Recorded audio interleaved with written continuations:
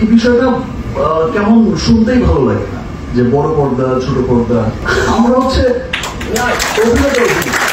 আফরান নিশোকে নিয়ে এবার কড়া মন্তব্য করলো মেগাস্টার শাকিব খান। তাণ্ডবের প্রেস মিটিংয়ে এবার এমন কিছু কথা বলেছে যা শুনে কিছু কিছু টোকাই মার্কা শাকিব ভক্তদের মনে এখন আগুন জ্বলছে। আমি আগেও কয়েকবার যখন দেখা হয়েছে আমি তখনও বলেছি যে তাণ্ডবের প্রেস মিটিংয়ে আফরান নিশোকে নিয়ে প্রশ্ন করে এক সাংবাদিক, আর সেই প্রশ্নের জবাবে শাকিব খান বলে যে আমার কাছে ছোট পর্দা এবং বড় পর্দা বলে কিছু নেই। পৃথিবীর কোথাও এখন ছোট পর্দা বা বড় পর্দার বিষয় কিছু বলা হয় না, যে যত ভালো অভিনেতা সেই ভালো অভিনেতাকে নিয়ে বলা হয়। আর শাকিব খানের এই কথা শোনার পরপরই প্রেস মিটিংয়ে ব্যাপক করতালি এবং প্রশংসা শুরু হয়ে যায়। কেউ কেউ তো বলছে যে শাকিব খান তো শাকিব খানই, মেগাস্টার যদি হতে হয় তবে এমনই হওয়া উচিত। শাকিব খানের মন যে কত বড় তা আবারও প্রমাণ করলো এই মেগাস্টার। আফরান নিশোকে নিয়ে বলা শাকিব খানের এই কথার ভিত্তিতে আপনার কোনো মন্তব্য থাকলে আমাদের কমেন্ট বক্সে অবশ্যই করে যাবেন।